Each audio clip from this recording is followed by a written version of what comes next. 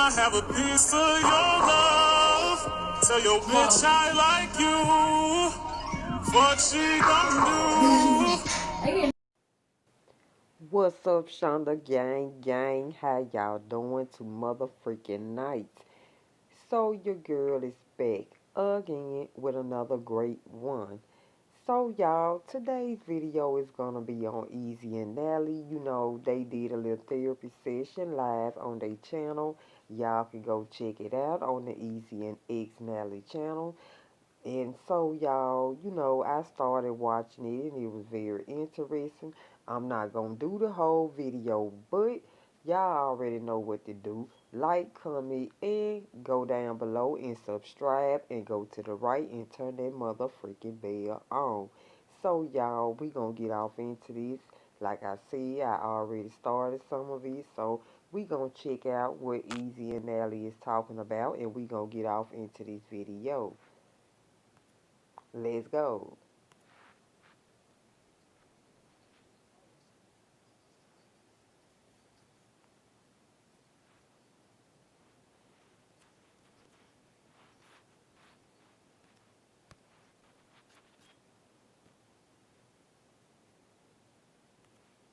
Do you feel like you made a judgment now intentionally working to create that passion rather than just expecting it to be there?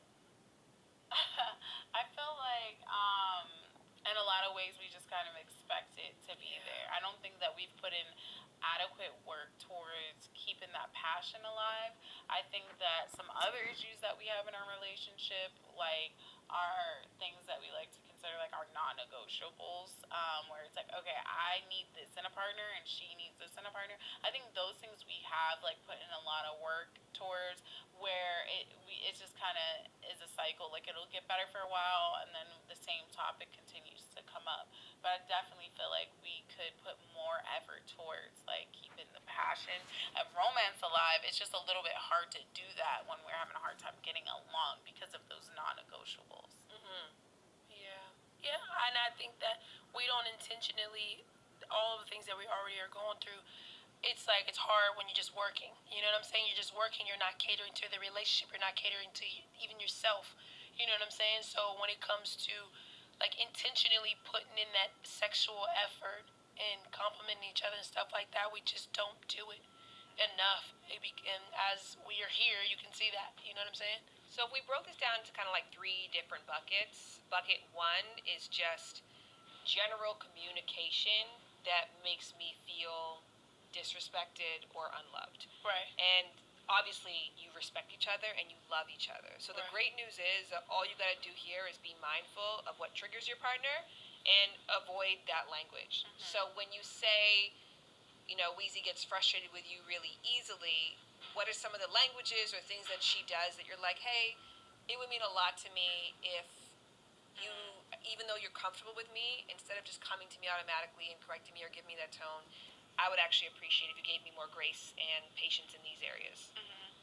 I think that I'm very much like tone sensitive. I don't really want people to talk to me with an attitude, let alone yell at me. You know, I've been like that since I was little. Like, I would get, if my mom would yell at me or a teacher would yell at me, I'd start crying immediately. Like, I don't like that, and I think that's kind of like, she'll call it passion when she's speaking to me, and sometimes I'm like, I just don't, I shut down. Like, I don't respond well to like anybody raising their voice at me or coming at me with like a certain tone. That would be something that I'd appreciate if you didn't do. Or like even like cussing when we're upset. Like, I would like for us to practice not to. So y'all drop it down below and let me know, you know, do you all like for people to yell, you know, and holler at you? It can be offensive, you know.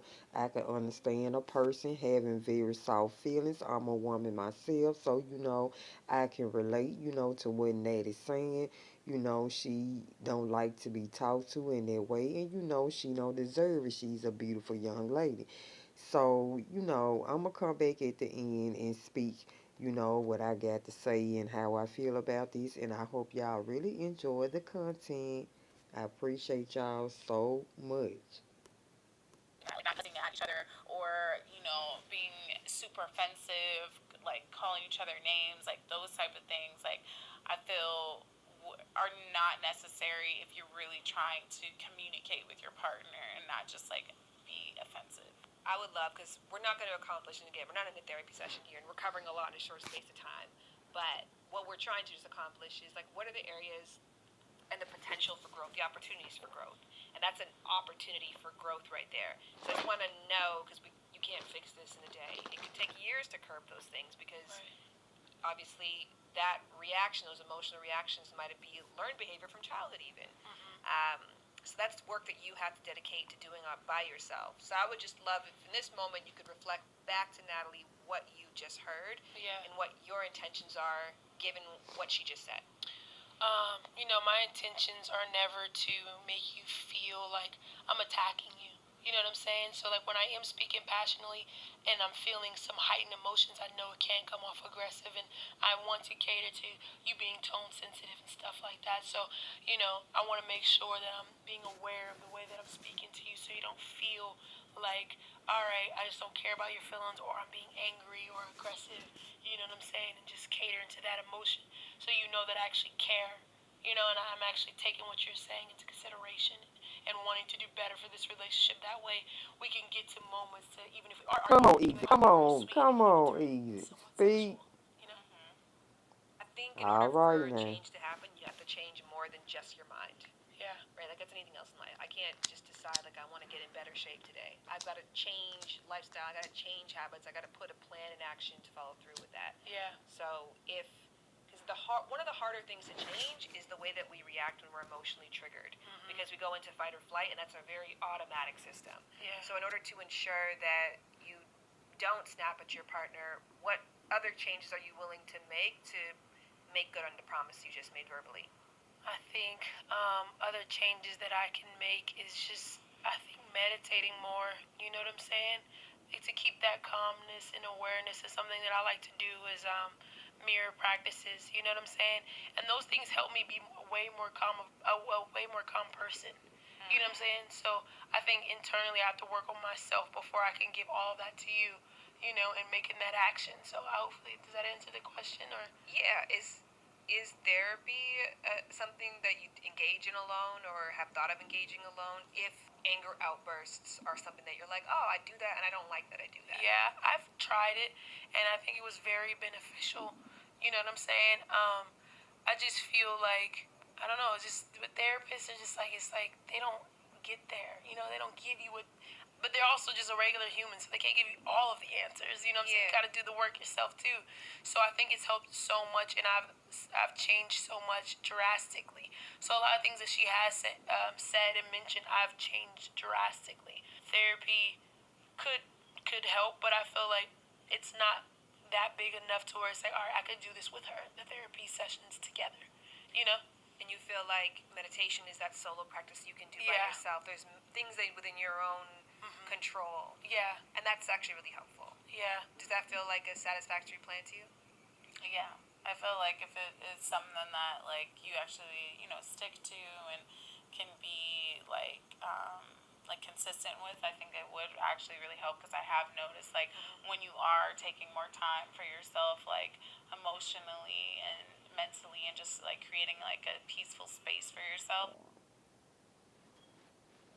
Hi, I'm Andrea Gleason, CEO of TuneCore. It's always been in our DNA to build TuneCore.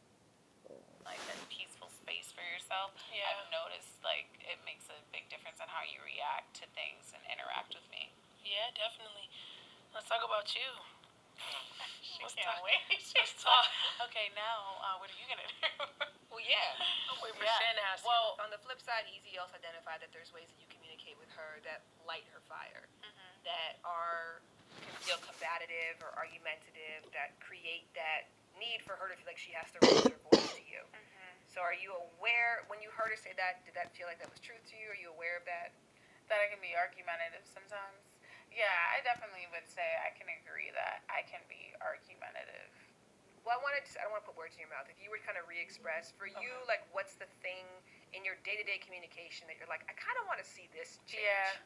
I feel like something that I complain about the most in this relationship is my feelings being heard. I think that with her, I have to be gentle, and the things that she says, like, it's not that it's like a never. So when she's like, all right, be soft, be this, be that, I'm like, okay, I can do those things. But when it comes to my needs and my feelings and being heard, they aren't reciprocated. There's always a but. There's always a because. There's always, well, maybe you shouldn't feel that way. You know what I'm saying? And it's just like, it feels like my feelings are being belittled 90% of the time in this relationship, to where it's just like, dang, like every time she expresses herself and what she feels, a lot of times it can be an argument, but a lot of times it's like, okay, I hear you. I feel like majority of the times I express my feelings, it always ends up in an argument.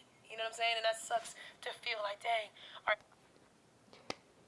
Now, it really shouldn't be like that in an argument, when you're in a relationship and you're happy and you're in love. Your relationship, you should be able to talk to each other, be able to find a solution, to try to fix the problem if something is wrong. I don't agree with the yelling at each other.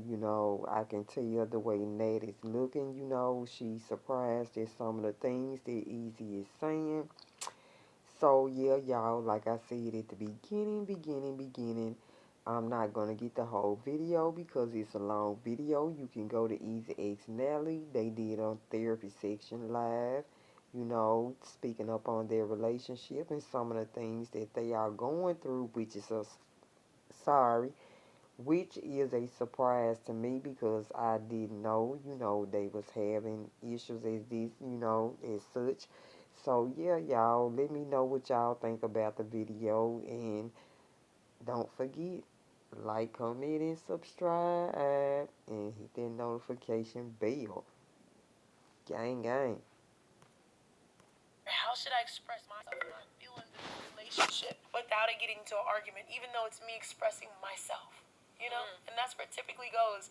How is it that you're upset about, you're arguing with me about what I feel, instead of just not justifying, but understanding and catering to that feeling, And that is a huge, huge reason why, like, this part of our relationship affects me romantically.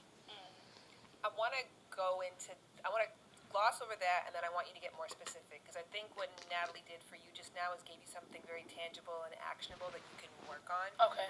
Which is good and helpful. Yeah. But you're saying, when I give you things to work on, the way that you respond doesn't give me confidence that I can be honest with you. Yeah. But I also kind of want to know what specifically is something that you're like, yeah, when I say this is what I want to focus on. But I have a rule of thumb when it comes to that, because it's very difficult to answer your question, like, why does someone get upset that I'm upset? Mm-hmm. Because we're going to fight or flight. That person attacks you, and then all of a sudden now your defenses are up, your ego is up, like you're no longer responding from a place of rationale, like you're in protective mode. I think a good thing to be mindful of is when that happens for you, to be like, okay, right now I'm defensive when my person needs me to be receptive. And I use the analogy of, imagine, Natalie, you're home and you're inside, you're watching your favorite TV show, right? And Natalie comes in and she is soaking wet. And she's like, where were you? Like, where have you been? You're supposed to pick me up. I was outside in the rain, now I'm soaking wet. You're mad because she came in really aggressive. But also, she's the one who's wet right now. Mm-hmm. She's the one who's disappointed. So your first priority has to be like, let's get you in dry clothes. Let me apologize to you because you're the person who's like really been impacted right now. And then after you're dry and you're settled and you're calm, now I can come to you and say, hey, I know that I let you down, disappointed you, and there was miscommunication, but the way you brought it to me was hurtful. Mm-hmm. And I think that in mind, sometimes whoever comes with the problem first, see that person as the person who's been outside cold, wet, and irritated. And even though the way that they brought it to you may not be the most comfortable way, just get that person dry and warm first, and then you can bring your thing in. Wow, that was the best example I've heard in a really long time. Okay, so y'all, like the video.